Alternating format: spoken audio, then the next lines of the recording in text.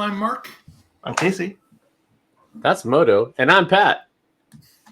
And today we're going to talk a little bit about LiveOne, the new streaming service or new renamed streaming service that Tesla has on its stack of audio options. But first, we're going to roll that title.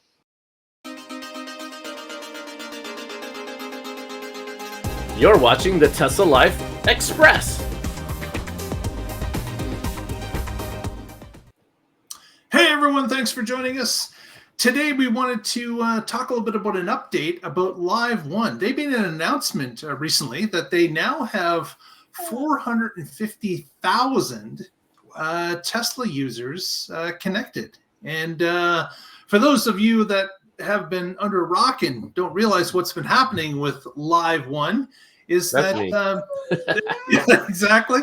Is this of course used to be called Slacker originally. They changed the name. They've refinanced. They've reorganized themselves, and their contract, I guess, with Tesla ran out as of the end of 2024. And they had announced about 2 months ago that Tesla had announced that there was going to be some changes when it comes to Slacker, which was now LiveOne, and that's the name they're going forward with, is LiveOne. And the changes were going to be that most in the Tesla community, if you've purchased a car, you will no longer receive automatically the access to that audio system free. A number of us that have been grandfathered in will still get that access, but there are anyone that's purchased a car, say after about, I guess it would be about 5 years ago, they are not going to be grandfathered in anymore and will have to pay for the service or sign up for the free service, because there are 3 services available. There's a free service that is sponsored by the ads that you will listen to when you're using, and of course the limited abilities you'll have to access the audio files. There is a second service that's the mid-tier where you're paying a smaller subscription fee. In this case, I believe it's $3.99 a month. And then there's a premium tier, which is $9.99 a month. That would give you access to all the features, as well as even using the service outside of Tesla. You could use it on your smartphone or a computer. So, and they also offer a discounted rate if you pay for the service completely for a year subscription. So there's like a 10 or 50% reduction in cost if you go for the yearly subscription. But yeah, that's the 3 options available. Now, this article, which of course we'll link below, LiveOne announced that they're at about 450,000 Tesla users signed up to the account. Now, they don't break it down amongst the 3 different packages. They just indicate it's an overall number of 450K. But I know that when we talked about this a couple months ago, we were all speculating as to, who would continue with it if you had to pay for it. If it's a free service and you have to listen to ads, then you're basically paying a little bit for it because you're paying with your time and your ears as to what you're listening to. But being able to have a low price package like $4 a month, or a higher price package of $10 a month, I know that many people that own Teslas will have their own type of service. Spotify, for example, Apple Music, another popular one, where people will have the option where they're already paying for a service that you can get with Tesla in the car. So it's kind of interesting that they've gone this far and of course announced this large number, but they didn't break it down as to what the different tiers were volume wise. But I just wonder, have they, either of you, changed your minds about that service? Because I think you have.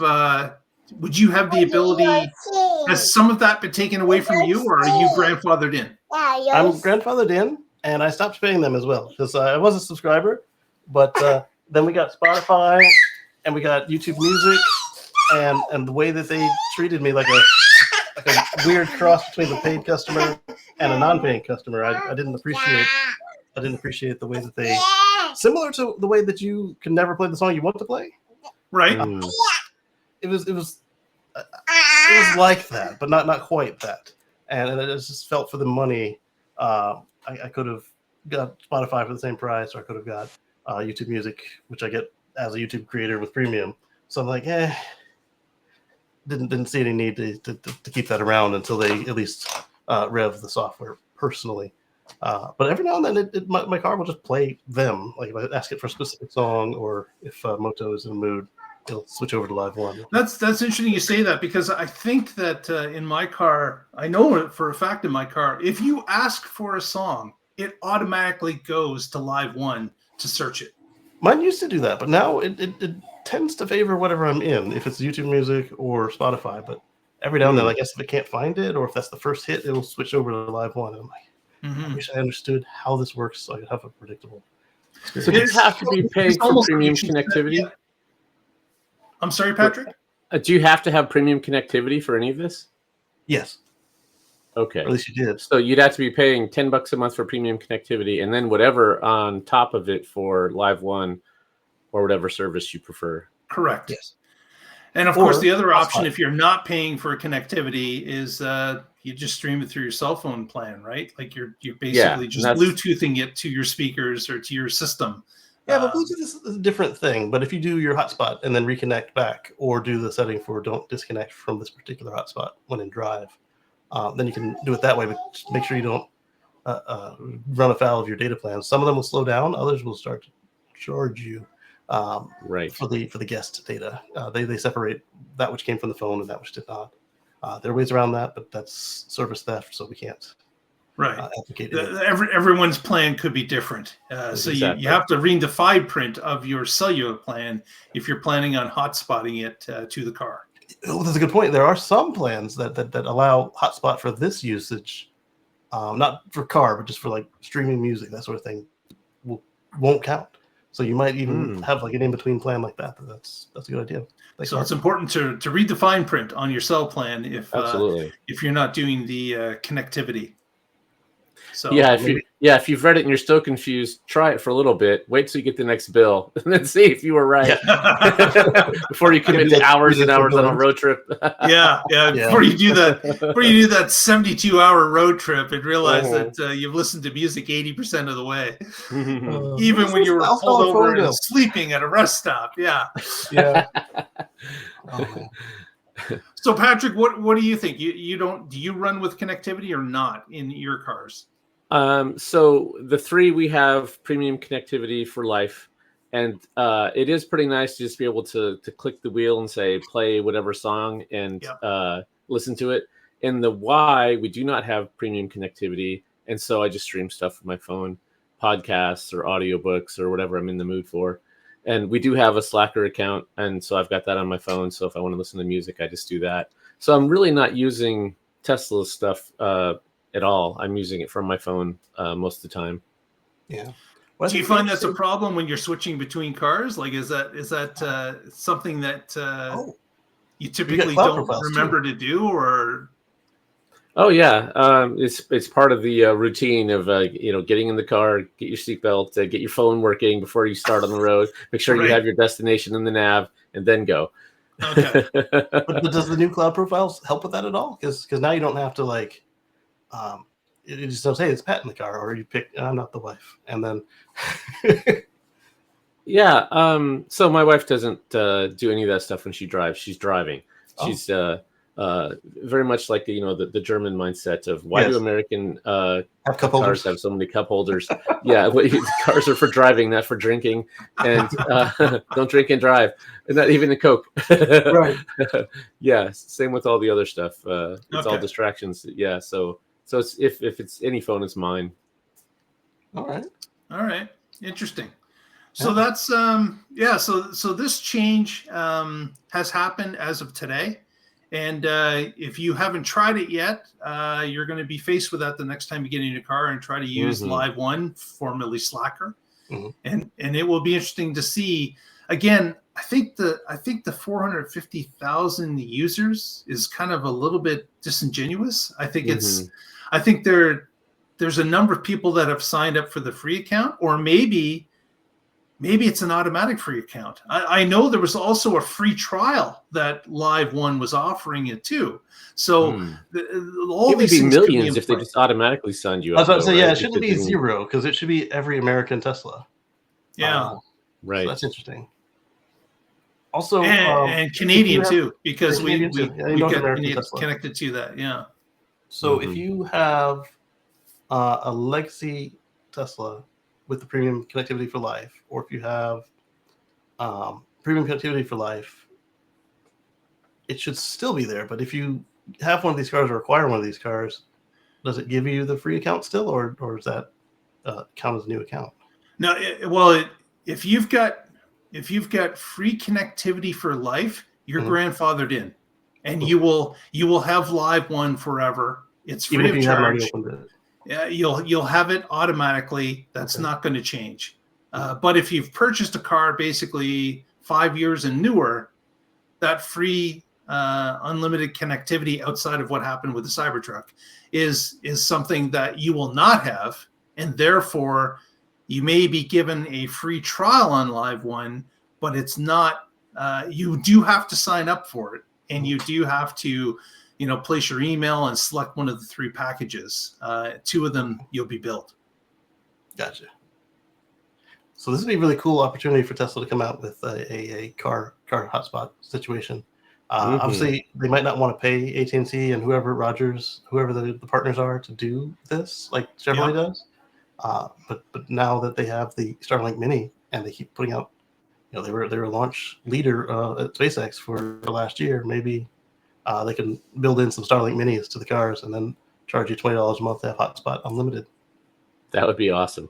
I would like to have that built into the car. Oh, yeah. Well, I think that will not be the Starlink Mini. It will be the Starlink Micro, because I think they're going to have to get smaller than the Mini in order to make it cost effective to put something into millions of cars. I think they got to get smaller and more efficient. But with the rate of the number of satellites they're putting up there, I don't put it by them that may be their ultimate goal at some point in the near distant future. Yeah, because they were talking about the capabilities of Starlink V3, and if it gets bigger and easier to hit a smaller target, then that might be something speculating here. So don't go waiting to buy a Tesla to get this, because I'm sure if they get it, it'll be something you just plug in. Yeah. Or you have to buy a new one to get it. We've seen that happen too, Mr. Legacy. Yes. Oh, you want to look through your cameras? Oh, yeah, you would have the same modem, app, and computer as the Model 3 that was built 2 years before yours. Buy a new car. Exactly. Yeah, but if you're waiting for Tesla to be done innovating before you buy, you're never going to buy. Yeah, you'll be sitting on the sidelines forever. Yes. Exactly. I finally buy a Tesla. Yes. Enjoy it for 6 months and you croak. Well, with that, I think we will wrap it. Thanks so much for joining us. If you haven't already, please give us that thumbs up on the video. Press that subscribe button. Help us out. I would really appreciate it. And with some shout-outs, Casey, what do you got going on for the people out there today? All right. So catch us over at youtube.com/Casey Green. That's KCYGREN on Sunday for Let's Chat with Friends over at about 1:10 Eastern. And it's like this, but all the brands, all the green living all the stuff, subjects. We do heavily on Tesla because that's what I drive, and it's kind of like just an extra edition of this, basically, on the Tesla stuff. And then catch us again on Monday for the Tesla Life Express Edition 2, and then on Wednesday, same time, same place, right here back at the Tesla Life show for the Tesla Life live show. We look forward to seeing you there. Okay. And just an update, we talked about the Gravity, the Lucid Gravity, previously, first native NACS port being made in Arizona. They started some deliveries just yesterday for employees, friends, and family, and they expect early in 2025, it'll be going out to the general public. So that's the some timeline. big investors too. News today. Hyundai's trying to beat them. We'll see who gets it out to a real customer first. Yeah, that's right. Well, although it is kind of tough with friends and family, in a sense, they are real customers. Employees, I would draw the line at. But Okay. But we'll see. We'll see if Hyundai gets there. So, Patrick, what do you got for us? I'm with the Oregon Electric Vehicle Association. You can find us at oeva.org, and I blog occasionally at carswithcords.net, where I write about my future free from fossil fuels. Bingo. The Looking F-bomb. forward to the blog post coming up. Patrick writes a number of blog stories throughout the year. So be sure to subscribe and check out his latest. With that, I think we'll say goodbye, and together we will get together once again and find out what's happening in the Tesla life. Happy New Year.